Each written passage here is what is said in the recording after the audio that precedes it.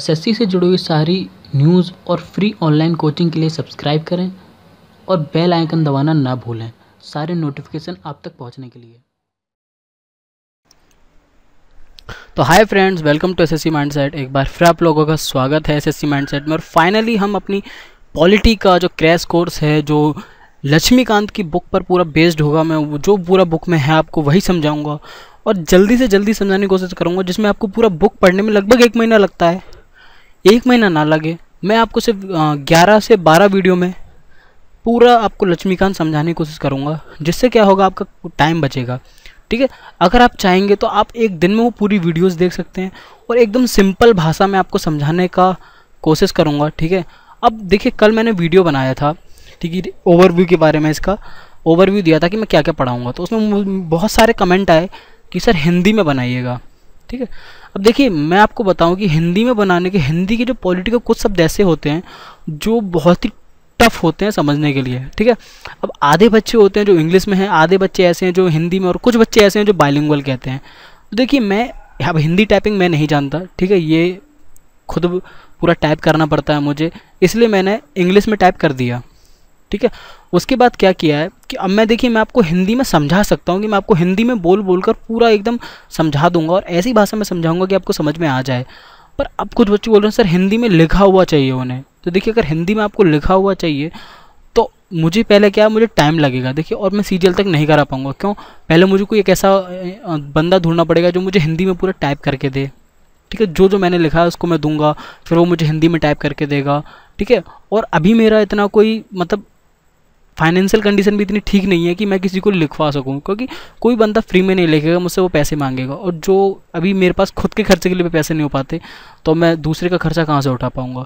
ठीक है, क्योंकि अभी मैं स्टूडेंट हूँ, प्लस मुझे इससे कुछ यूट्यूब से मिल भी नहीं रहा है।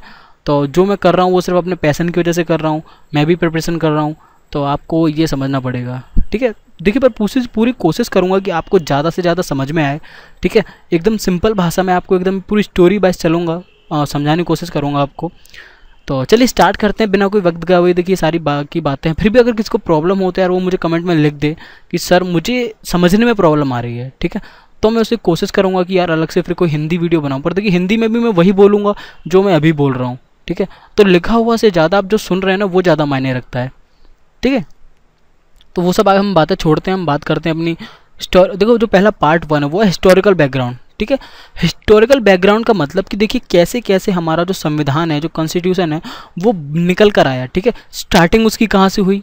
ठीक है, फिर उसके बाद कौन कौन से एक्ट आए, कौन कौन से आपके 1835 का आपका मार्लियामेंटो आया, फिर पिट्स एक्ट आया, जितने भी सारे एक्ट आए वो सारे एक्ट आपको बताऊंगा इसमें, उनके क्या क्या फीचर्स थे, उन एक्ट की वजह से क्या क्या इंडिया में कन्वर्जन हुआ, क्या क्या चेंज आया इंडिया में। ठीक है, क्या क्या परिवर्तन आया है इंडिया में। ठीक है, तो वो सारी हम बातें करेंगे। तो देखिए, सबसे पहले तो मैं आपको बता दूं कि जो इंडिया में जो आए थे ब्रिटिश, वो 1600 के आसपास आए थे। ठीक है, ट्रेड करने के लिए आए थे। और ये, जैसे कल मुझसे मेरा एक फ्रेंड था, उसने सवाल पूछा कि वर्ल्ड की पहली एमएनसी कंपनी कौन सी थी। ठीक है, तो 2 चीज़ों में से कन्फ्यूज़न था, डच में और ब्रिटिश में। ठीक है, ईस्ट इंडिया कंपनी थी, वो डच ईस्ट इंडिया कंपनी थी या फिर ब्रिटिश ईस्ट इंडिया कंपनी थी। ठीक है, तो ये आप जान लीजिए कि पहली जो ट्रेड कंपनी थी वर्ल्ड की एमएनसी, तो पहली जो एमएनसी थी, मल्टीनेशनल कंपनी थी, वो थी ब्रिटेन की। ठीक है, लंदन से जो बनी थी वो 1600 में बनी थी, और जो डच की थी वो 1602 में बनी थी। ठीक है, तो ये आपको एक, ये स्टैटिक जी का क्वेश्चन है, मैं आपको बता दे रहा हूँ। साथ ही साथ आपको देखो, मैं बता दूँ कि वो 1600 में आए। ठीक है, उसके बाद उन्होंने अपना कंपनी का राज चलाया। ठीक है, उसके बाद क्या, 1857 का विद्रोह हो गया। 1857 का विद्रोह हुआ, तो उसके बाद क्या हुआ, फिर 1857 के बाद जब विद्रोह हुआ, मंगल पांडे ने स्टार्ट किया था बैरकपुर की छावनी से, फिर वहाँ पर उसके बाद 1858 में सिपाही म्यूटिनी हुआ। देखिए ये सिपाही म्यूटिनी क्या है, सिपाही म्यूटिनी मतलब जब आपका जो आंदोलन हो गया उसे सिपाही म्यूटिनी कहा गया। ठीक है, सिपाही म्यूटिनी के बाद क्या हुआ कि वहाँ पर आपका जो ब्रिटिश क्राउन का राज था, ठीक है, वो आ गया, मतलब वहाँ की गवर्नेंस किसने संभाल ली, ब्रिटिश क्राउन ने। ठीक है, जो वहाँ की रानी थी उन्होंने संभाल ली। ठीक है, उसके बाद क्या हुआ, देखिए वहाँ पर ये सब हो गया। उसके बाद आपका चलता रहा, और जो पहली बार जो इंडिया में जो पहला जो आया था, आइडिया दिया था, वो दिया था एम एन रॉय ने। ठीक है, एम एन रॉय को a pioneer of communist movement in India कहते हैं। ठीक है। इन्होंने ही पहली बार संविधान को बनाने का एक आइडिया दिया था, सजेशन दिया था। सबसे पहले तो बाल गंगाधर तिलक ने दिया था 1834 के आसपास, पर उस वक्त नहीं बना था। उसके बाद जो बना था वो बना था एम.एन. रॉय ने दिया था, ठीक है, जो 1934 में उन्होंने एक आइडिया दिया था, ठीक है। ये आपको ओवरव्यू बता रहा हूँ। उसके बाद आपकी जो पहली कॉन्स्टिट्यूशन असेंबली बनी थी, ठीक है, वो 1946 में बनी थी एक संविधान बनाने के लिए। और उसके बाद आपका 26 जनवरी 1950 को आपका संविधान पावर में आ गया था, मतलब देश पर लागू हो गया था, ठीक है। और ये चीज़ आपको याद रखनी है हमेशा कि कई सारे फीचर जो हैं इंडिया के, ठीक है, संविधान के हमारे, वो जब ब्रिटिश शासन था हमारे में, ठीक है, अंग्रेज राज करते थे, तब उसकी नींव रख दी गई थी, ठीक है। कई सारे ऐसे फैसले अंग्रेजी राज ने लिए थे जिस वजह से हमारा आज का जो संविधान है वो बनकर तैयार हुआ है, ठीक है। तो उसी बारे में हम बात करेंगे। तो उसमें से सबसे पहला है वो है हमारा था कंपनी रूल, ठीक है। कंपनी रूल तो आपको पता है जो स्टार्ट हुआ था लगभग वो 1773 से लेके 1858 तक आपका चला था, ठीक है। ऐसा क्यों चला था, देखिए वो आए 1600 में, तो उसके बाद पहले वो अपनी सिर्फ जड़ें मजबूत करने लगे और 1773 में कम्प्लीटली उनका रूल जो था वो स्टार्ट हो गया, ठीक है। उसके बाद देखिए 1773 में ही आपका रेगुलेटिंग एक्ट आया था, रेगुलेटिंग एक्ट ऑफ 1773 या 1773, ठीक है। पहला एक्ट आपका रेगुलेटिंग एक्ट आया था। उसके बाद आपको ये समझना है इस एक्ट की, ठीक है, क्या इंपॉर्टेंस थी। देखिए सबसे पहली बात कि इस एक्ट ने क्या किया, इसकी बहुत बड़ी इंपॉर्टेंस है, ठीक है। ये पहला एक ऐसा स्टेप था ब्रिटिश गवर्नमेंट के द्वारा, जो आपकी कंपनी थी, ठीक है, जिससे वो एक पूरी कंपनी को, ठीक है, या फिर पूरी कंपनी को लागू करना चाहते थे, ठीक है, एक पूरे कंट्री के ऊपर, ठीक है। मतलब एक सेंट्रल एडमिनिस्ट्रेशन बनाना चाहते थे, एक केंद्र पावर रखना चाहते थे, जैसे आज के हमारे यहाँ पर, ठीक है। तो जैसे आज के हमारे इंडिया में सेंट्रल गवर्नमेंट होती है जो मोदी की सरकार है, ऐसी वो उन्होंने क्या करा, कोशिश की एक सेंट्रल एडमिनिस्ट्रेशन बनाने की, ठीक है। ये पहली बार उन्होंने ट्राई किया था, ओके। एक एडमिनिस्ट्रेटिव फंक्शन एक तैयार करने की कोशिश की, एक पॉलिटिकल चीज़ उन्होंने करने की कोशिश की थी रेगुलेटिंग एक्ट ऑफ 1773 में, ठीक है। अब आगे बढ़ते हैं, चलिए देखिए अब उसके कुछ फीचर्स थे, ठीक है। उस रेगुलेटिंग एक्ट के क्या फीचर थे, फीचर ऑफ द एक्ट क्या थे, कि उन्होंने पहली बार एक गवर्नर जनरल बनाया, ठीक है, बंगाल का। पहला जो गवर्नर जनरल बना था वो कहाँ का बना था, बंगाल का, ठीक है। और एक उन्होंने बनाया था एग्जीक्यूटिव काउंसिल, जिसके 4 मेंबर थे और चारों ही आपके ब्रिटेन से थे, ठीक है। ये 2 चीज़ बनाई। और जो पहला गवर्नर जनरल था बंगाल का वो था लॉर्ड वॉरेन हेस्टिंग, ठीक है। उन्होंने रेगुलेटिंग एक्ट के थ्रू ये बनाया। दूसरा कि made the governor of the Bombay and Madras presidency subordinate to the government general of Bengal unlikely earlier when the 3 presidents were independent of one other, ठीक। अब देखिए उन्होंने क्या किया कि पहले उन्होंने बंगाल का बना दिया, ठीक है। उसके थोड़े ही दिन या कुछ टाइम बाद उन्होंने क्या करा, बॉम्बे और जो मद्रास आपकी 3 प्रेसिडेंसी थी, ठीक है, आपकी कोलकाता थी आपकी, ठीक है, बंगाल प्रेसिडेंसी आपकी, बॉम्बे प्रेसिडेंसी और मद्रास प्रेसिडेंसी, ठीक है। कहें तो वीआईपी शहर थे ये कह सकते हैं एग्जाम्पल के तौर पे, ठीक है। तो वहाँ पर भी उन्होंने गवर्नर्स आपके बना दिए, ठीक है।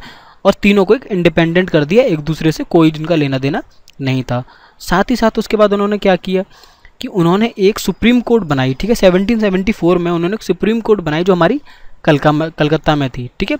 और उसके अंदर आपका एक चीफ जस्टिस था और एक आपका और 3 आपके नॉर्मल जज थे, ठीक है। और साथ ही साथ उन्होंने क्या किया, कुछ एक प्राइवेट ट्रेड के लिए या फिर आपका ट्रेड्स को एक्सेप्ट करने के लिए और कुछ उन्होंने क्या रखा, एक टैक्स सा लगा दिया, ठीक है। उन्होंने क्या करा, टैक्स लगा दिया। जो हमारी देसी चीज़ थी, जो देसी लोग जो ट्रेड करते थे, उसमें उन्होंने टैक्स लगाना स्टार्ट कर दिया, ठीक है। उसके बाद क्या किया उन्होंने अपनी पावर को बढ़ाया, ठीक है। कंपनी की जो पावर थी उन्होंने वहाँ पर बढ़ानी स्टार्ट करी, ठीक है। क्या करा उन्होंने कि उन्होंने जब ये रेगुलेटिंग एक्ट आया आपका, फिर उसमें क्या हुआ, उन्होंने एक governing body of the company बना दी, ठीक है। ब्रिटेन से जो सरकार थी, जो क्राउन था, उन्होंने क्या करा, एक कंपनी की एक गवर्निंग बॉडी बना दी जिसमें उन्होंने अपने आदमी भी डाल दिए गवर्नमेंट ने, ठीक है। और उसके अंदर आपका रेवेन्यू, सिविल और मिलिट्री अफेयर्स भी सब देखा जाता था, ठीक है। मतलब क्या हुआ, वहाँ पर साझेदारी में कुछ हिस्सा आ गया ब्रिटिश गवर्नमेंट के पास, ठीक है। अब देखिए, अब ये आपका यहाँ पर ये रेगुलेटिंग एक्ट के काम बता दिए आपको, ठीक है, जो आपका 1773 का था। अब उसमें देखिए आपको सिर्फ ये याद रखना है कि वो पहला एक्ट था, ठीक है, कब वो आया था, ठीक है। और उसकी कुछ मेन चीज़ें कि उसने क्या किया, उसने ब्रिटिश गवर्नर जनरल बनाना स्टार्ट कर दिए, उसी में आपका सुप्रीम कोर्ट खुला, ये सब आपको बस उसमें इतना जानने की जरूरत है, ठीक है।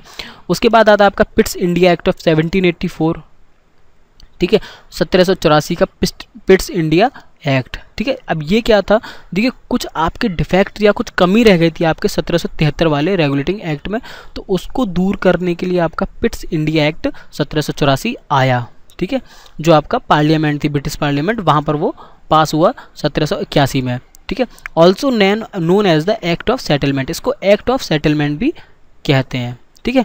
अब देखिए अब क्या हुआ, अब उन्होंने क्या किया इस पिट्स इंडिया एक्ट के थ्रू कि उन्होंने जो कमर्शियल और जो पॉलिटिकल फंक्शन थे ना कंपनी के, ठीक है, उनको बांटने की कोशिश करी कि यार कमर्शियल और पॉलिटिकल फंक्शन को अलग अलग बांट देते हैं, जिससे क्या होगा कंपनी की पावर बढ़ जाएगी और थोड़ा सा हमें मौका मिल जाएगा अपनी पावर बढ़ाने का। गवर्नमेंट ने ये कोशिश करी, ठीक है। साथ ही साथ उन्होंने क्या किया, it allowed the court of directors to manage the commercial affairs but create a new body called board of control to manage the political affair, ठीक है। और फिर क्या बाद में क्या किया गवर्नमेंट ने, जो कोर्ट ऑफ डायरेक्टर्स थे, ठीक है, जो उन्होंने बनाए थे, उसको तो दे दिया कमर्शियल अफेयर्स, ठीक है, यार तुम कमर्शियल अफेयर समझा लो, मतलब संभालो, जो नॉर्मल पॉलिटिकल चीज़ों से दूर की चीज़ें हैं कमर्शियल, ठीक है, उनको संभालो।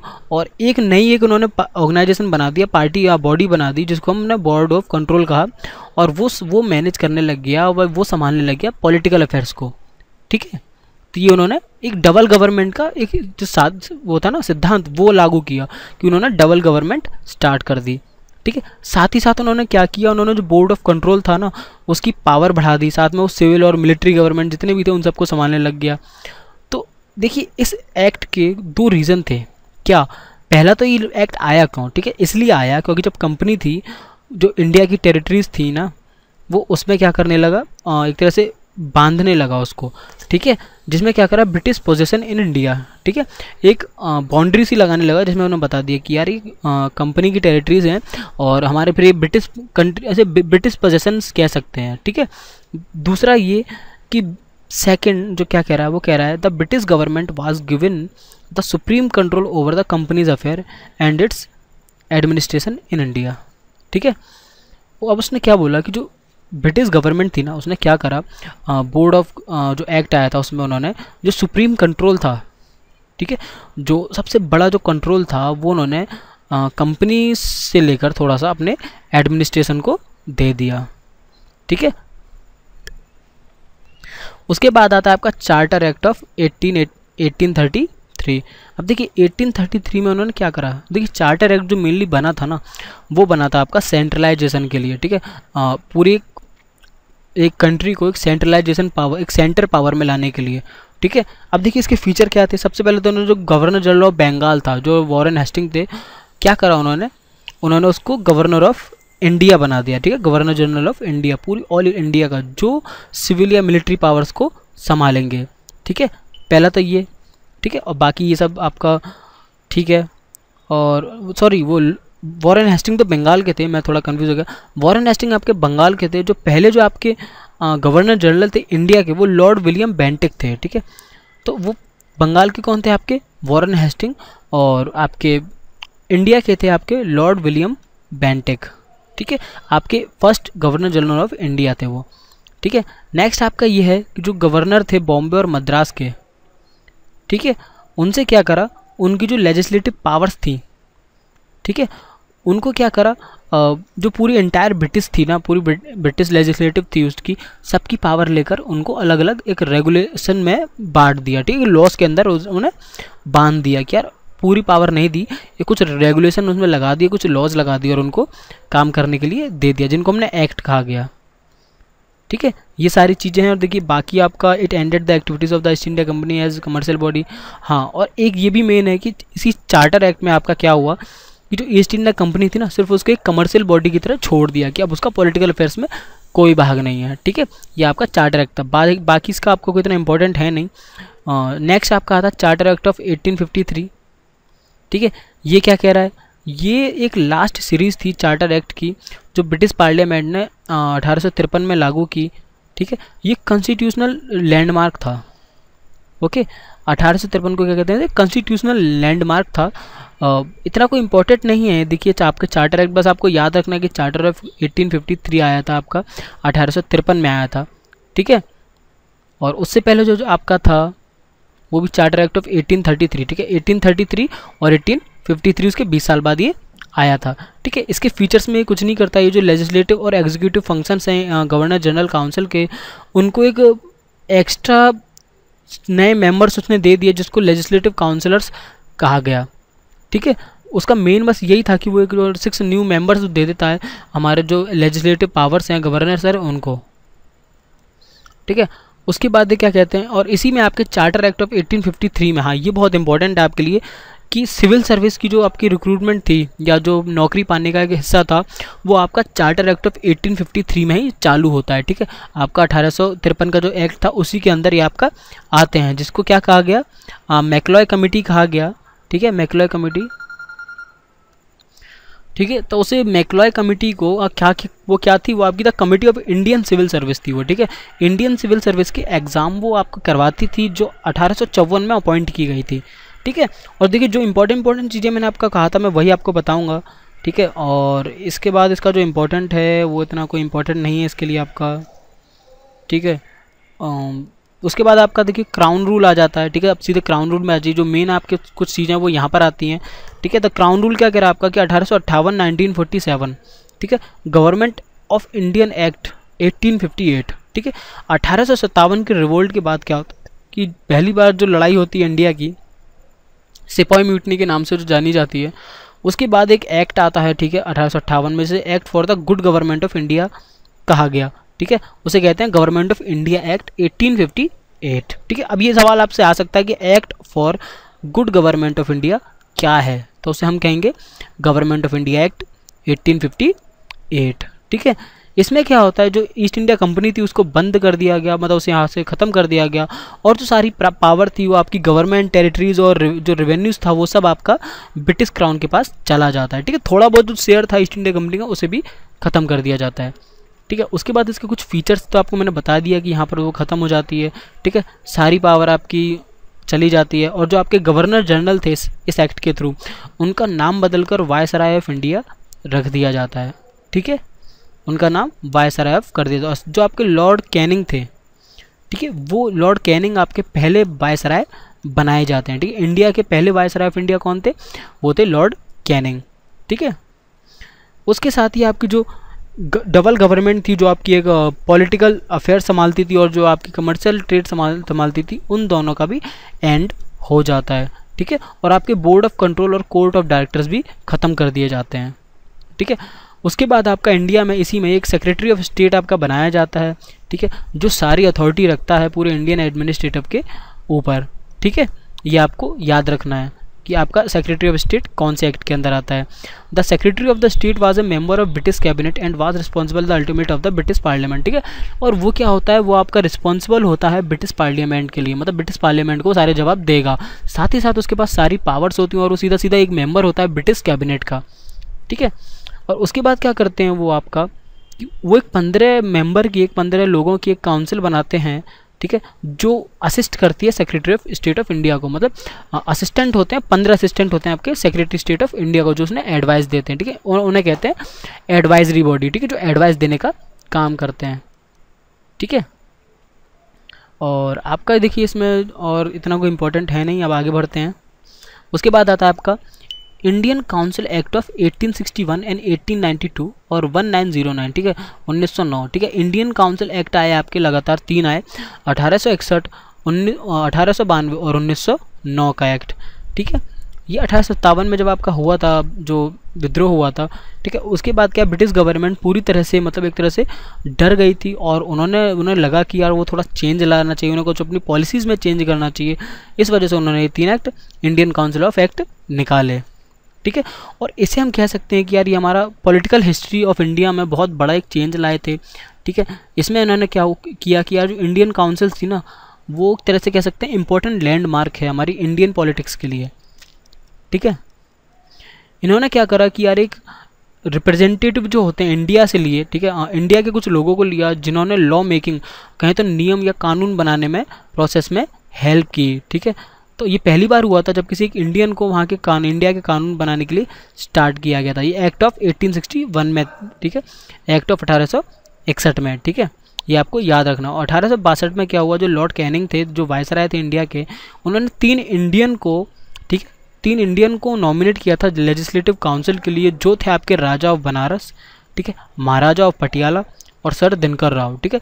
ये 3 ऐसे लोग थे जिनको क्या था, नॉमिनेट किया था आपका लॉर्ड कैनिंग ने लेजिस्लेटिव काउंसिल बनाने के लिए, ठीक है।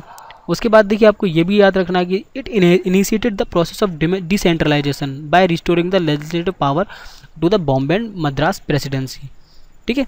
अब देखिए ये एक शुरुआत थी डिसेंट्रलाइजेशन की, मतलब केंद्र को थोड़ा सा ख़त्म करने की। यहाँ पर क्या हुआ, थोड़ी सी पावर आपकी जो लेजिस्लेटिव थे उनको भी दे दी गई थी, ठीक है। जैसे आज हमारे यहाँ पूरी पावर सिर्फ सेंट्रल के पास नहीं है, कुछ स्टेट की गवर्नमेंट के पास होती है, ठीक है। और देखिए उसमें कोई इतना इंपॉर्टेंट है नहीं, ये सब जो आपके एसएससी के लिए इतनी इंपॉर्टेंट है नहीं बातें, ठीक है। It empowered the viceroy to make rules and orders for more convenient transaction of business in the council, ठीक है। और देखिए यहाँ पर क्या था, जो भी आपका वायसराय था वो सारे रूल्स बनाता था, सारे ऑर्डर्स देता था, आपके जितने भी आपके एक्शन हो रहे हैं किसी बिजनेस काउंसिल में या कोई भी पावर से रिलेटेड, ठीक है, ये आपको याद रखना है, ठीक है। उसके बाद देखिए आपका क्या है कि जितने भी ऑर्डिनेंस पास होते थे सबके जो इशू करता था वो आपका वायसराय करता था, ठीक है। और जो थोड़ी सी बहुत पावर थी वो आपकी लेजिस्लेटिव काउंसिल के पास थी, वो भी इमरजेंसी के वक्त, ठीक है। और उसके बाद देखिए फीचर ऑफ 1892 के एक्ट हैं, उनके देखिए उनके फीचर क्या थे। उनके फीचर्स की हम बात करें तो it increased the number of additional members in the central and provincial legislative council, ठीक है। तो इस एक्ट ने क्या किया, कुछ मेंबर्स बढ़ा दिए किसके अंदर, सेंट्रल के अंदर, और जो आपकी प्रोविंशियल लेजिस्लेटिव काउंसिल थी उनमें, ठीक है। जिसमें क्या करा, वो अच्छे से उन्हें मेजोरिटी से मैनेज कर सकें, ठीक है। ये भी आपको याद रखना। और it provided the nomination of the some non official member of the company, ठीक है। और उन्होंने साथ ही साथ कुछ नॉन ऑफिशियल मेंबर्स को भी प्रोवाइड कराया, जैसे सेंट्रल लेजिस्लेटिव काउंसिल जो वायसराय रिकमेंड करता था, ठीक है। और साथ ही साथ बंगाल चैम्बर ऑफ कॉमर्स, ठीक है, प्रोविंशियल लेजिस्लेटिव काउंसिल, ठीक है। और साथ में साथ आपके कुछ जमींदार थे और कुछ चैम्बर्स भी थे, ठीक है। तो ये इतने इंपॉर्टेंट नहीं है आपको, ठीक है। आपके बाद फीचर्स एक्ट, जो एक्ट था, मेन एक्ट था आपका 1090, ठीक है, 1009 1909, उसको हम मार्लियामेंटो रिफॉर्म भी कहते हैं। देखिए ये आपका इंपॉर्टेंट है, ठीक है, मार्लियामेंटो एक्ट, ये आपका इंपॉर्टेंट है। देखिए जो इंपॉर्टेंट है मैं आपको उसमें आगे स्टार बनाता जाऊँगा, जो बहुत ज़्यादा पूछे जाते हैं, ठीक है। इसमें क्या होता है कि लॉर्ड जो मार्ले थे वो थे सेक्रेटरी ऑफ स्टेट थे इंडिया के, ठीक है। और लॉर्ड जो मांटे थे वायसराय ऑफ इंडिया थे, ठीक है, मिंटो थे। तो उन दोनों ने मिलकर एक एक्ट निकाला था जिसको हम मार्लियामेंटो एक्ट भी कहते हैं, ठीक है। इसने क्या करा, इंक्रीज़ कर दिया। देखिए जितने भी आपके एक्ट आए थे ना, ये जो आपके आए थे इंडियन एक्ट, इसमें क्या था, बस ये लेजिस्लेटिव काउंसिल्स की पावर को बढ़ाने में लगे हुए थे, और जो उनकी मेंबर्स थे उनको इंक्रीज़ करते जा रहे थे, और मेंबर्स वो खुद चुन रहे थे, ठीक है। ये उनका काम था, नॉर्मली इस एक्ट का भी यही काम था, ठीक है। और पहली बार किसी इंडियन को, ठीक है, एग्जीक्यूटिव काउंसिल में जगह मिली थी, ठीक है, जो थे सत्येंद्र प्रसाद, ओके। तो ये आपको याद रखना है, सत्येंद्र प्रसाद सिन्हा जिनका पूरा नाम था, जिन्होंने पहली बार वायसराय की जो एग्जीक्यूटिव काउंसिल थी उनको ज्वाइन किया था। वो पहले इंडियन थे जो वायसराय की एग्जीक्यूटिव काउंसिल में आए थे, जिनका नाम था सत्येंद्र प्रसाद सिन्हा, ठीक है। नेक्स्ट आपको देखिए ये याद रखना है, it introduce a system of communal representation for Muslim by accepting the concept of separate electorate. देखिए तो जो पहली बार जो कम्युनल इलेक्ट्रेट या जो आपको जो चुनाव का जो आया था, ठीक है, वो मिंटो के द्वारा आया था। तो मतलब जो फादर ऑफ कम्युनल इलेक्ट्रेट या कहें तो चुनाव की प्रक्रिया के जो पिता थे, ठीक है, वो लॉर्ड मिंटो थे, ठीक है। ये आपको याद रखना है। और उन्होंने क्या किया, it also provide some separate representation of presidency, corporation, chamber of commerce, university and zamindar, ठीक है। और देखिए उन्होंने कुछ अलग अलग आपकी जो एक तो आपको पता है उनकी अलग अलग उन्होंने क्या किया, जो प्रेसिडेंटी थी, कॉर्पोरेशन थे, चैम्बर ऑफ कॉमर्स थे, उनकी अलग अलग चीज़ें उन्होंने सेपरेट पावर्स उन्होंने उनकी रिप्रेजेंट कर दी, ठीक है। उसके बाद आता है आपका गवर्नमेंट एक्ट ऑफ 1919, ठीक है, 1919। देखिए ये भी आपका इम्पॉर्टेंट है, ये पूछा जाता है, ठीक है। तो 20 अगस्त 1917 में क्या हुआ, ब्रिटिश गवर्नमेंट ने क्या डिक्लेयर किया, फर्स्ट टाइम जो ग्रेजुअल इंट्रोडक्शन होगा रिस्पॉन्सिबल गवर्नमेंट इन इंडिया, ठीक है। उन्होंने क्या करा, एक शुरुआत करी थोड़ी सी कि जो ग्रेजुअल इंट्रोडक्शन है आगे इंडिया का, वो रिस्पॉन्सिबल किसके लिए होगा, गवर्नमेंट ऑफ इंडिया के लिए। ठीक है, मतलब पूरी तरह से ब्रिटिश गवर्नमेंट जो थी ना, उसने पूरा जो फोकस था वो अपनी कंट्री पे रखने के बजाय थोड़ी सी पावर यहाँ भी मतलब इंडिया की तरफ भी ट्रांसफ़र करना स्टार्ट कर दिया। ठीक है, देखिए मेन जो काम था ना इंडिया का, नॉर्मली सही बताएं तो वो सिर्फ इंडिया को सुधारना चाहते थे, जो हमारे इंडियन लोगों को पसंद नहीं आया। जैसे सती प्रथा ख़त्म करी उन्होंने, कई सारी चीज़ें उन्होंने ख़त्म करी, जातिवाद ख़त्म करना चाहते थे वो उन्होंने ख़त्म करा। तो इस वजह से उनको यार ये इंडियंस को पसंद नहीं आया कि कोई बाहर से आकर हमारी चीज़ों को छेड़ रहा है, जिस वजह से आज अंग्रेज को हम बुरा समझते हैं। देखिए बुरे हम थे, और मैं ये भी मानता हूँ कि अगर हम देखो हम जैसे बच्चे हैं, हम कुछ गलत कर रहे हैं, तो अगर हम कुछ गलत करते हैं ना तो माँ बाप हमें डांटते हैं, मारते भी हैं। मैं मानता हूँ कि कुछ काम गलत हुए, जैसे जलियांवाला बाग कांड गलत हुआ, कुछ चीज़ें गलत हुई, ठीक है, पर सारे अंग्रेज गलत नहीं थे, वो सिर्फ इंडिया को सुधारने आए थे। पर जब हमने नहीं उन्हें समझा तो यार वो भी हमें नहीं समझ पाए, जिस वजह से एक कॉन्फ्लिक्ट पैदा हो गया। ठीक है, तो फिर उन्होंने सिर्फ अपना प्रॉफिट समझा। पहले वो हम दोनों का प्रॉफिट करना चाहते थे, पर जब हमने उन्हें नहीं समझा तो उन्होंने सिर्फ अपना अपना प्रॉफिट निकाला और वो चले गए। ठीक है, ये बात आपको याद रखनी चाहिए, जो मुझे लगता है कि आपको बताना ज़रूरी है। जो मेरा ओपिनियन है, आपका ओपिनियन हो सकता है कुछ अलग हो। ठीक है, और देखिए government act of Indian act जो आपका आया था 1919 में, वही आपका मॉन्टेस्क्यू चेम्सफोर्ड के नाम रिफॉर्म्स के नाम से जाना जाता है। देखिए एग्जाम्पल में क्वेश्चन में कैसा आता है आपका, क्वेश्चन में ये नहीं आएगा कि गवर्नमेंट इंडियन एक्ट क्या था क्या नहीं था, वो सिर्फ आपसे इतना पूछेगा कि गवर्नमेंट ऑफ इंडिया एक्ट 1919 किस नाम से जाना जाता है, या फिर मॉन्टेस्क्यू चेम्सफोर्ड रिफॉर्म्स कब आया था, तो वो आपको बताना होगा कि 1919 में आया था। ठीक है, ये आपसे वो पूछेगा। ठीक है, और बाकी आपके किसी काम का है नहीं। ठीक है, ये मैंने थोड़ा अपनी प्रिपरेशन के हिसाब से बनाए थे, उसी में आपको बता रहा हूँ। ठीक है, पर जो उसमें इंपॉर्टेंट चीज़ें हैं वो मैं आपको सारी बताते जा रहा हूँ। ठीक है, और देखिए इस एक्ट में क्या किया, जो सेंट्रल की जो पावर थी और जो प्रोविंशियल सब्जेक्ट थे ना, जो प्रोविंशियल स्टेट्स थी, उनकी जो पावर थी ना, उनको थोड़ा सा उन्होंने रिलैक्स किया, और जो सारा कंट्रोल था, ठीक है, वो सेंट्रल के पास की बजाय थोड़ा सब में बांट दिया। ठीक है, ये वो शुरुआत से करते आ रहे थे कि यार एक प्रॉपर और एक मैनेजेबल तरीके से, एक बढ़िया तरीके से सरकार कैसी चलाया जाए, जिससे एक पूरी बॉडी के ऊपर ज़्यादा बोझ ना आए, वो ये करने की कोशिश कर रहे थे। ठीक है, उसमें भी इन्होंने यही करा। ओके, और देखिए और आपका इसका कोई इतना इम्पोर्टेंट है नहीं, उसके बाद ये सारा आपका इतना कोई इम्पोर्टेंट नहीं है। ठीक है, ये उसके बाद आता है आपका साइमन कमीशन। ठीक है, अब देखिए अगर साइमन कमीशन की हम बात करें तो नवंबर 1927 में, ठीक है, 2 साल पहले जो हमारा शेड्यूल आया था, ठीक है, उससे 2 साल पहले क्या हुआ, जो ब्रिटिश गवर्नमेंट थी ना, उन्होंने एक अनाउंस किया कि एक 7 मेंबर्स की अथॉरिटी, या कहें तो 7 मेंबर की एक कमीशन इंडिया भेजी जाएगी, जिसके जो हेड होंगे या चेयरमैनशिप जो संभालेंगे वो होंगे सर जॉन साइमन। ठीक है, जिनके नाम पर साइमन कमीशन रखा गया। ठीक है, और देखिए वो एक रिपोर्ट बनाएंगे कि इंडिया का जो कंडीशन है, ठीक है, क्या वो एक नए संविधान को संभालने लायक है। ठीक है, वो ये देखने गए थे कि इंडिया जो हमारा है वो नए संविधान के अंदर कैसा काम करेगा और कैसी कंडीशन में संभल के रह गया, कैसी कंडीशन उसकी इस वक्त चल रही है। ठीक है, ये उसका साइमन कमीशन का एक मेन मोटिव था। ठीक है, जिसमें क्या था, जितने भी सारे मेंबर थे, देखिए उसका विरोध क्यों हुआ था, विरोध सिर्फ इसलिए हुआ था क्योंकि सारे मेंबर ब्रिटिश थे और वो हमेशा उन्हें इंडिया को गलत बताते, इसलिए सारी पार्टी जो इंडियन पार्टीज थी सबने उन्हें बॉयकॉट कर दिया। ठीक है, उनसे दूर कर दिया और उनके विरोध में नारे लगाने लगे, इसीलिए सारा बोला गया कि साइमन कमीशन वापस जाओ। अगर कोई एक इंडियन या जवाहरलाल नेहरू भी उनकी पार्टी में होते, उस कमीशन में होते, तो कोई भी पार्टी उन्हें बॉयकॉट नहीं करती। ठीक है, तो इसलिए उस सारी पार्टियों ने उन्हें बॉयकॉट किया। ठीक है, और इन सबको ध्यान रख के जो प्रपोजल दिया था कमीशन ने, ठीक है, वो क्या दिया था, the British government convent 3 round table. ठीक है, और उन्होंने क्या किया, वो वहाँ पर गए, वहाँ पर हालत देखी कि यार जो इंडिया की सारी पार्टी थी वो ब्रिटिश गवर्नमेंट से थोड़ा दूर रहती है। ठीक है, डिसीजन लेने के लिए कोई बातें शेयर नहीं करती, मिलजुल कर काम नहीं करते, तो उन्होंने क्या किया कि साइमन कमीशन की ही एक प्रपोजल पे राउंड टेबल का जो कॉन्फ्रेंस थी उनका एक बनाने का सोचा। ठीक है, लागू में ही राउंड टेबल कॉन्फ्रेंस, जिसमें क्या था कि इंडिया की तरफ से भी कई रिप्रेजेंटेटिव जाते थे, मतलब जो इंडियन कांग्रेस पार्टी थी उसकी तरफ से रिप्रेजेंटेटिव जाते थे, और 3 राउंड टेबल हुई थी। ठीक है, और first round table, second round table, third round table, ऐसे अलग अलग टाइम पे हर साल बाद एक आपकी 3 राउंड टेबल हुई थी। जहाँ पर इंडिया की तरफ से बड़े बड़े जो लीडर्स थे वो जाते थे और अपने बैठ के डिस्कशन करते थे इंडिया की कई सारी पॉलिटिकल अफेयर्स के बारे में, और एक मिलजुल कर एक डिसीजन लेने की कोशिश करते थे।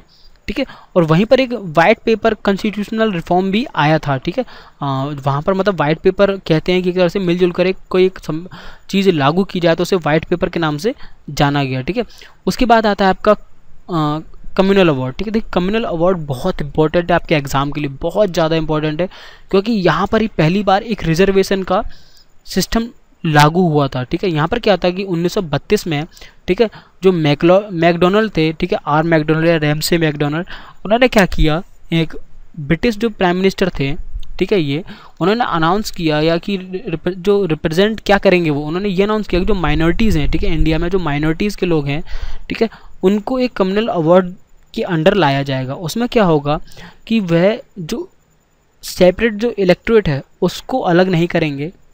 ठीक है, सिर्फ उनको अलग नहीं करेंगे, जैसे मुस्लिम, सिख, इंडियन, क्रिश्चियन और एंग्लो इंडियंस का एक अलग से एक इलेक्ट्रेट दे दिया जाएगा, या चुनाव के लिए कुछ पावर दी जाएगी, या एक एरिया दिया जाएगा, ऐसा कुछ नहीं था। उन्होंने साथ ही साथ ये कर दिया कि उन्होंने एक शेड्यूल कास्ट फॉर्म कर दी। ठीक है, जहाँ पर क्या होगा, जो उनको अलग से कुछ कहें तो फ़ायदे दिए जाएंगे। ठीक है, ये उन्होंने दिया जाएगा, और इसको केवल लागू ना करने के लिए, ठीक है, गांधी जी ने क्या करा, एक तरह से फास्ट रहे। ठीक है, जो कम्युनल अवार्ड था उसके लिए फास्ट रहे, जहाँ पर उन्होंने मतलब उपवास रहे, और यह कहाँ उपवास रहे थे, यरवदा जेल। ठीक है, ठीक है, यरवदा जेल में रहे थे। ठीक है, कि उस अवार्ड को थोड़ा सा मॉडिफाइड किया जाए, जो उनको एक सेपरेट एरिया ना दिया जाए। ठीक है, कि वो क्या कर रहे थे, सेपरेट एरिया दे रहे थे, जो इतनी मुस्लिम, सिख, इंडियन और क्रिश्चियन को, तो कि यार इनको सिर्फ यहीं चुनाव दे सकते हैं, इनको सिर्फ अलग से एरिया दे दिया जाए, मतलब इंडिया को बांटने का सा काम कर रहे थे कि यार मुस्लिम सिर्फ एक इलाके में रहेंगे, ठीक है, वहाँ उनको चुनाव की पावर है, सिख को अलग एरिया दे दिया, ऐसे बांटने को कर, उसके खिलाफ वो काम कर रहे थे। ठीक है, और उसको देखिए जब वो फास्ट में आ गए, उपवास रखने लगे उसके खिलाफ, तो उन्होंने क्या किया, इंडियन कांग्रेस के लीडर्स वहाँ पर गए, उन्होंने समझाया। ठीक है, एक पूना एक्ट लागू हुआ। ठीक है, फिर जो आपके BR अम्बेडकर थे वो भी गए। ठीक है, उन्होंने क्या किया, एक पूना एक्ट पे समझौता हुआ, जिसके तौर पे जो आपकी शेड्यूल कास्ट थी उनको एक सेपरेट एरिया तो नहीं दिया गया, पर उनको हर चीज़ में, ठीक है, चाहे वो जॉब हो, चाहे वो कोई भी चीज़ हो, ठीक है, और उनके खिलाफ मतलब उनको दबाया ना जाए, उनको कुछ किया ना जाए, मतलब उनको हर चीज़ में कुछ बेनिफिट्स देने की बात की गई। ठीक है, कुछ रिजर्व सीट रख दी गई हर चीज़ में, चाहे वो कोई भी चीज़ हो। ठीक है, ये था आपका कम्युनल अवार्ड, या फिर कहें तो पूना एक्ट। ठीक है, कम्युनल अवार्ड के अंदर ही पूना एक्ट आया था। ठीक है, तो पूना एक्ट आपको याद रखना। आज भी अगर आप किसी एक कोई शेड्यूल कास्ट का बंदा है, आप उसको कुछ बोल देना तो वो आपको पूना एक्ट की धमकी दे देता है, जो मेरे साथ हुआ था। मैं आपको किस्सा सुनाता हूँ। मेरे को फेसबुक पे एक पेज था जहाँ पर लोग क्या कह रहे थे कि हम गांधी जी को गिनाते हैं, हम चंद्रशेखर आज़ाद को गिनाते हैं, हम अंबानी को गिनाते हैं, ऐसे गिनाते हैं, पर कोई ये नहीं बताता, सब सचिन तेंदुलकर को बताते हैं, कोई ये नहीं बताता कि भीमराव अम्बेडकर भी लाइट में बैठ के पढ़े थे, जो एक दलित थे। जब यार उन्होंने दलित बोला ना, तो मुझे बुरा लगा कि यार तुम इतने बड़ी एक कैरेक्टर है, जो बड़ी एक इतनी हस्ती हैं, जो हमारे इंडिया के हैं तो गॉड फादर हम उन्हें कह सकते हैं, कि उन्होंने हमारा संविधान बनाया है, जिनकी वजह से हमारा इंडिया काम कर रहा है, तुम उनको कास्ट के अंदर बांध रहे हो, उन्हें तुम दलित बोल रहे हो। तो यार ये सुनकर मुझे ना थोड़ा बुरा लगा कि यार तुम उन्हें दलित बोल रहे हो। तो उसी में मैंने कमेंट लिखा कि यार जो लोग ऐसे भीमराव अम्बेडकर को दलित कह रहे हैं ना, उनकी सोच बहुत छोटी है, जो इतने बड़े बड़े लोगों को एक दलित बता रहे हैं। देखिए मैंने भी वही बोला कि यार कृष्ण जी यादव थे, तो क्या हम उन्हें ओबीसी बोलेंगे कि यार ओबीसी कास्ट के अंदर आते हैं?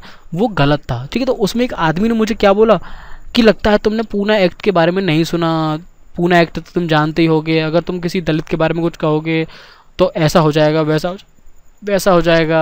तो मुझे सोच देख के थोड़ी हंसी आई, पर मुझे लगा कि चलो छोड़ो यार, मेंटलिटी ऐसी है, हम कुछ नहीं कर सकते। ठीक है, चलिए ये सब तो आगे की बात है, हम आगे बढ़ते हैं। ठीक है, आगे हम इसके बाद बात करें तो गवर्नमेंट ऑफ इंडिया एक्ट 1935।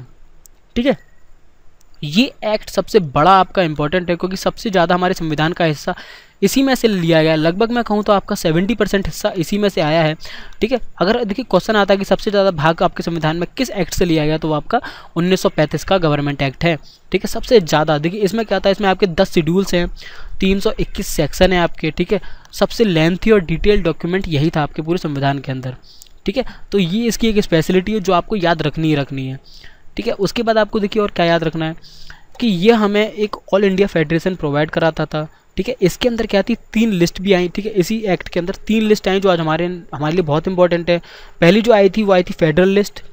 ठीक है, फिर आई थी आपकी प्रोविंशियल लिस्ट, और फिर एक आपकी आई थी कॉन्करेंट लिस्ट। ठीक है, और उसके बाद देखिए उस वक्त ये इस नाम से जानी गई थी, अब इनका नाम बदल गया। अब आपकी एक यूनियन लिस्ट होती है, एक आपकी स्टेट लिस्ट होती है और एक आपकी कॉन्करेंट लिस्ट होती है। ठीक है, आपके फेडरल के अंदर 59 आइटम्स थे, प्रोविंशियल के अंदर आपके 54 आइटम्स थे, और कॉन्करेंट लिस्ट के अंदर आपके 36 आइटम्स होते थे।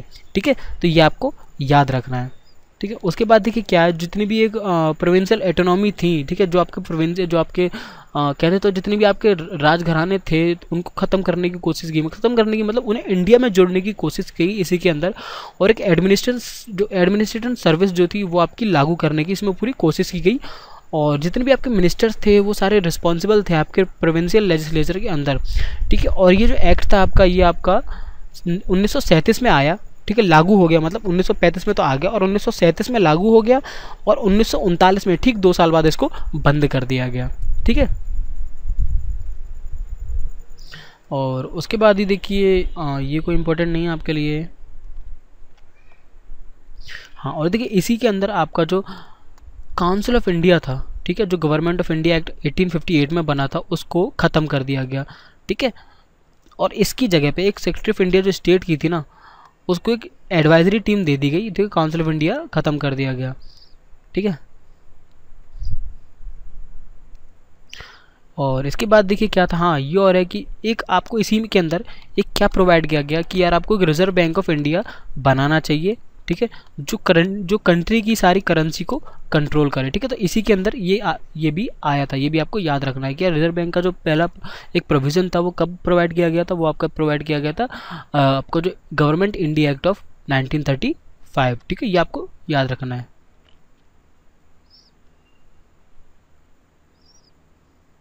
और इसी के अंदर आपका एक फेडरल कोड जो थी हमारी इंडिया के लिए, फेडरल कोड जो होती है वो भी सेटअप की गई थी 1937 में, तो ये आपको याद रखनी है। ठीक है, इसके बाद आता है देखिए इंडियन इंडिपेंडेंस एक्ट ऑफ 1947। अब आपका इंडियन इंडिपेंडेंस एक्ट आता है आपका 1947 में। ठीक है, जब हमारा देश आज़ाद हो रहा था। ठीक है, ये भी आपको याद रखना है। ठीक है, तो जो हमारे ब्रिटिश प्राइम मिनिस्टर थे क्लीमेंट एटली, ठीक है, उन्होंने क्या करा, डिक्लेयर कर दिया या ब्रिटिश रूल को ख़त्म कर दिया, जो हमारा 30 जून 1948 को ख़त्म हो गया था। ठीक है, ब्रिटिश जो रूल था। ठीक है, उसके बाद क्या था, जो सारी पावर थी ना वो इंडियंस के हाथों में दे दी गई कि यार अब इंडियन संभालेंगे इस कंट्री को। ठीक है, उसके बाद क्या हुआ, उसके बाद एक उन्होंने अनाउंस किया कि यार मुस्लिम लीग के लिए एक अलग से पार्टीशन कर दिया जाए कंट्री का, जो हमारी पाकिस्तान के नाम से जानी जाएगी। ठीक है, तो जिसको हम किस नाम से जानते हैं, जिस प्लान को जिसको हमने माउंट बैटन प्लान भी कहा, जहाँ पर उन्होंने मुस्लिम लीग की डिमांड पे एक मुस्लिमों के लिए एक अलग से कंट्री बना दी गई। ठीक है, जो लॉर्ड माउंट बैटन थे हमारे, ठीक है, लास्ट वो हमारे वायसराय थे इंडिया के इंडिपेंडेंस से पहले, और फर्स्ट हमारे जो वो थे क्या थे, वायसराय। ठीक है, जो हमारे ब्रिटिश वायसराय थे, ठीक है, वो हमारे लास्ट ब्रिटिश वायसराय थे इंडिया के इंडिपेंडेंस से पहले। ठीक है, ये चीज़ आपको याद रखनी है कि लास्ट वायसराय हमारे कौन थे ब्रिटिश इंडिया के, वो थे हमारे माउंट बैटन, ब्रिटिश के। ठीक है, इंडिया की बात नहीं कर रहा, वो ब्रिटिश की मैं बात कर रहा हूँ। ठीक है, और माउंट बैटन प्लान उन्होंने लाया था जिसमें इंडिया को अलग से उन्होंने एक बांट दिया था 2 हिस्सों में, जो गदर आपने देखी होगी बिल्कुल वही पिक्चर में। ठीक है, हिस्सा दिया गया था जिसको इंडियन इंडिपेंडेंस एक्ट ऑफ 1947 कहा गया था। ठीक है, अब देखिए इसके फीचर क्या थे कि इन्होंने ब्रिटिश रूल खत्म कर दिया इस एक्ट में। ठीक है, 15 अगस्त 1947 को इंडिपेंडेंट एक स्टेट लागू कर दिया गया था। यहाँ पर क्या था कि पार्टीशन ऑफ इंडिया को 2 हिस्सों में बांट दिया था, जिसको इंडिया और पाकिस्तान के नाम से जाना गया। ठीक है, साथ ही साथ जो एक वायसराय का ऑफिस था वो पूरी तरह से ख़त्म कर दिया गया। ठीक है, वहाँ पर, और जो लास्ट वायसराय थे वो थे आपके ठीक है, उसके बाद क्या हुआ देखिए, जो आपके जो सी राजगोपालाचारी थे वो आपके लास्ट इंडियन थे, या कहें तो फर्स्ट और लास्ट इंडियन थे जिनको गवर्नर जनरल की पोस्ट मिली। ठीक है, और या कहें तो लास्ट आपके जो माउंट बैटन के बाद वही बने थे। ठीक है, इंडियन इंडिपेंडेंट के बाद। ठीक है, तो ये आपको याद रखना है। उसके बाद देखिए इसमें इतना कोई इंपॉर्टेंट आपका है नहीं, बस आपको याद रखना है कि इन्होंने ये सब चीज़ें ख़त्म कर दी थी इंडिया का, और प्लस इंडिया को 2 हिस्सों में बांट दिया था माउंट बैटन प्लान के अंदर। ठीक है, और उन्होंने क्या कहता है एम्पायर ऑफ इंडिया जो था, जो रॉयल टाइटल थे, जो किंग का एक टाइटल था ना, वो उन्होंने ख़त्म कर दिया था। ठीक है, तो ये भी आपको याद रखना है। ठीक है, हाँ, और ये और था कि उन्होंने जो सिविल सर्विस के एग्ज़ाम थे जो आपके होते थे, वो भी उन्होंने अब इंडियन के हाथों में दे दिए थे, सारी पावर उन्होंने अपनी ख़त्म कर दी थी। अब देखिए जो पहली गवर्नमेंट आई थी आपकी, ठीक है, तो वो कौन कौन किस ने कौन सा आपका डिपार्टमेंट संभाला था, ये भी आपको याद रखना है। जो आपकी अंतरिम गवर्नमेंट थी, जो इंडिपेंडेंट से पहले जो थी गवर्नमेंट, ठीक है, जब मतलब कहें तो एक तरह से बनावटी गवर्नमेंट थी। ठीक है, पोर्टफोलियोज उनके कैसे थे, पोर्टफोलियो का मतलब क्या क्या उन्होंने संभाला था। जवाहरलाल नेहरू आपके एक्सटर्नल अफेयर थे या कॉमनवेल्थ रिलेशन संभालते थे। सरदार वल्लभ भाई पटेल आपका home, information and broadcasting department में थे। और राजेंद्र प्रसाद आपके फूड एंड एग्रीकल्चर में थे। जॉन मथाई आपके इंडस्ट्री एंड सप्लाईज में थे। जग विजम राम आपके लेबर थे, और ठीक है लेबर डिपार्टमेंट में थे। सरदार जो बलदेव सिंह थे वो आपके डिफेंस मिनिस्टर थे, पहले डिफेंस मिनिस्टर आपके वो थे। ठीक है, सी.एच. भाभा आपके जो इंटरिम गवर्नमेंट है उसकी बात कर रहा हूँ। ठीक है, वर्क एंड माइंस के पावर के थे। ठीक है, आप इनको पॉज करके वीडियो को देख सकते हैं, सारी वीडियोस को आप पॉज करके देख लीजिए। ठीक है, अब देखिए उसके बाद आपकी जो फर्स्ट कैबिनेट बनी थी इंडिया की, ठीक है, पहली जो कैबिनेट बनी थी उसमें किसका क्या क्या रोल था वो बहुत इंपॉर्टेंट है। ठीक है, तो जवाहरलाल नेहरू आपके पहले प्राइम मिनिस्टर थे, साथ ही साथ वो आपके एक्सटर्नल अफेयर्स, कॉमनवेल्थ रिलेशन और साइंटिफिक रिसर्च को संभालते थे। सरदार वल्लभ भाई पटेल आपके होम मिनिस्टर, पहले होम मिनिस्टर थे, इन्फॉर्मेशन एंड ब्रॉडकास्टिंग को संभालते थे, साथ ही साथ स्टेट्स को भी संभालते थे। राजेंद्र प्रसाद आपके पहले फूड एंड एग्रीकल्चर थे। ठीक है, मौलाना अबुल कलाम आज़ाद थे वो आपके एजुकेशन मिनिस्टर थे। जॉन मथाई आपका रेलवेज और ट्रांसपोर्ट को संभालते थे। और आर.के. जो शानमुगम आपके थे वो फाइनेंस मिनिस्टर बने। Doctor B R Ambedkar law department को संभाल रहे थे। जगविजय राम आपके लेबर डिपार्टमेंट को। सरदार बलदेव सिंह आपके डिफेंस को। और राजकुमार अमृत कौर आपके हेल्थ को। सी.एच. भाभा आपके कॉमर्स को। रफ़ी अहमद किदवई आपके कम्युनिकेशन को। ठीक है, आप इन सबको पॉज करके देख लीजिए, ये आपके। और वी.एन. गदरी आपके वर्क्स, माइंस एंड पावर को। ठीक है, देखिए ये सारी एक आपकी पूरी डिटेल थी, जो आपकी कौन कौन से एक्ट थे, क्या क्या एक्ट थे, मैंने आपको पूरा समझाया। क्या क्या उनके फीचर्स थे, इंपॉर्टेंट सारे फीचर्स मैंने आपको बता दिए उसमें। ठीक है, पूरा मैंने समझाने की कोशिश की आपको। और साथ ही साथ देखिए जो मेन था ना, मेन क्या आप देखिए, मेन जो चीज़ है ना वो पहली तो ये कि कौन सा एक्ट कब आया और एक एक्ट का मेन टारगेट क्या था, क्या उसे अचीव करना था। ठीक है, बस ये आपके लिए इंपॉर्टेंट है। फिर भी मैंने कई सारी एक्स्ट्रा चीज़ें आपको बता दी है। तो आई होप कि आपको ये वीडियो पसंद आई होगी। अगर पसंद आई है तो यार प्लीज़ इस वीडियो को लाइक करें। ठीक है, कुछ पूछना चाहते हो तो कमेंट करें, और अभी तक सब्सक्राइब नहीं किया है तो यार सब्सक्राइब करें। तो फिर मिलते हैं नेक्स्ट वीडियो में, तब तक के लिए bye, thanks for watching and Vande Mataram.